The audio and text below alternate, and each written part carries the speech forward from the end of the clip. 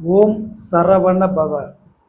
என் பிள்ளையே, உன் மனதில் வேகம், உன் எண்ணத்தில் வேகம், நீ எழுதும் திட்டங்களிலும் வேகம். ஆனால் உன் மனதில் இப்போது இருப்பது சோகம்.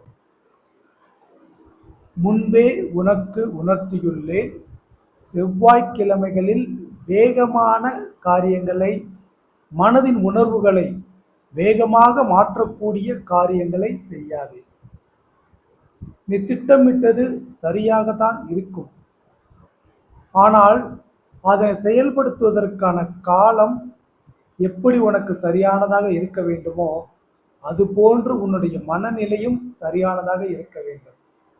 எப்போது உன் மனதில் அமைதி இருக்கின்றதோ, ஒரு விஷயத்தை என்னால் பதட்டமில்லாமல் நிதானமாக செய்ய முடியும் என்ற நிலை இருக்கின்றதோ, அப்போது அந்த விஷயத்தை செயல்படுத்த முயற்சி செய்.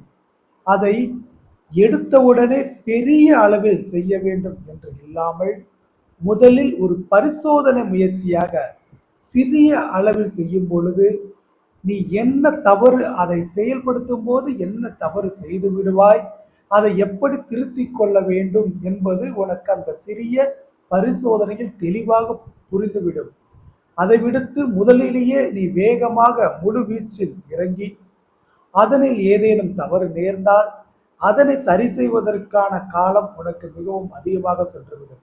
அது மட்டுமில்லாமல் நீ உணர்ச்சி பொங்க இருப்பாய். அந்த உணர்ச்சியில் உன் மனம் உன்னை அடுத்தடுத்து அந்த விஷயங்களை சரி செய்வதற்கு என்ன செய்ய வேண்டுமோ அதனை செய்வதற்கு விடாமல் தடை போட்டு கொண்டிருக்கும். அப்படி ஒரு நிலையை நீ இன்று இருக்கின்றாய். உன் மனதிற்கு தேவை அமைதி. இதை நான் பல முறை கூறியிருக்கின்றேன். தவறு நேர்ந்தால் தயங்காதே, கலங்காதே. தவறு மனிதனுக்கு நேர்வது இயல்பு. ஆனால் அந்த தவறில் இருந்து வெளிவருவதற்கான தைரியம் உன்னோடு இருக்க வேண்டும். தன்னம்பிக்கை உன்னோடு இருக்க வேண்டும். தவறு ஒன்றில் நேர்ந்து விட்டால் உன் வாழ்க்கையே முடிந்து விட்டது என்கிற எண்ணம் இருக்கக்கூடாது. அந்த தவறை உன்னால் சரி செய்ய முடியும் என்று நம்ப வேண்டும். அதை உன்னால் சரி செய்வதற்கு உனக்கு துணையாக நான் நிற்பேன் என்பதையும் நீ நம்ப வேண்டும். எனவே தவறாக நடந்த ஒன்றிற்காக வருந்தாதே. வேகமாக தொடங்கிய ஒன்று ஒரு தவறான பாதையில் சென்று விட்டது என்று வருந்தாதே. வருத்தங்களை நிறுத்திவிடு. இன்றைய நாள் தொடங்கி இனி வரக்கூடிய காலங்களில் அதை எப்படி சரி செய்வது என்பதற்கு வழிகள் இருக்கின்றதா என்று பார். நிச்சயமாக வழிகள் இருக்கின்றன. எத்தனை வேகமாக நீ இறங்கினாயோ அதைவிட வேகமாக முன்னேற முடியும்.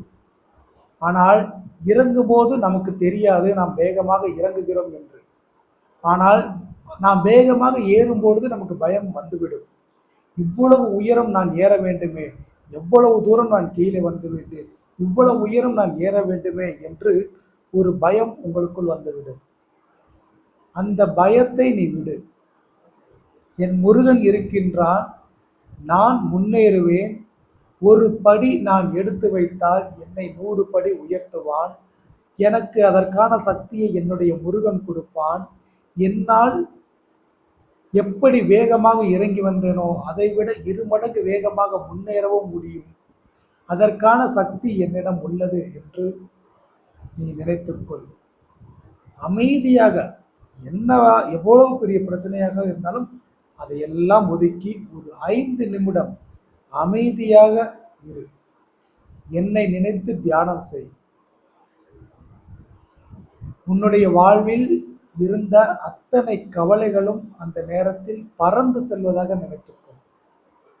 உன்னை பிடித்திருந்த அந்த பிடிகள், உன்னை தளர்த்துகின்ற அந்த தடைகள் எல்லாம் உன் முன்னே சுக்கு நூறாக உடைந்து நொறுங்குவதாக நினைத்துக்கொள். நீ அவற்றிலெல்லாம் இருந்து வெளிவருவதாக, முன்னேறுவதாக, உயரே செல்வதாக, உயரே பறப்பதாக நினைத்துக்கொள். நீ தடையாக இருந்த எதையும் நினைத்து கலங்காமல் உன்னை அடுத்த நிலைக்கு உயர்த்துவதற்காகவே நான் ஒவ்வொரு நாளும் உன்னோடு பேசிக் கொண்டிருக்கின்றேன். எனவே இன்று ஒரு தடையோ, இன்று ஒரு பிரச்சனையோ, இன்று திசை மாறிய ஒரு பாதையோ, இன்று ஒரு தவறோ எதுவாக இருந்தாலும் அதை இன்னும் ஒரு வாரத்திற்குள் சரி செய்வாய்.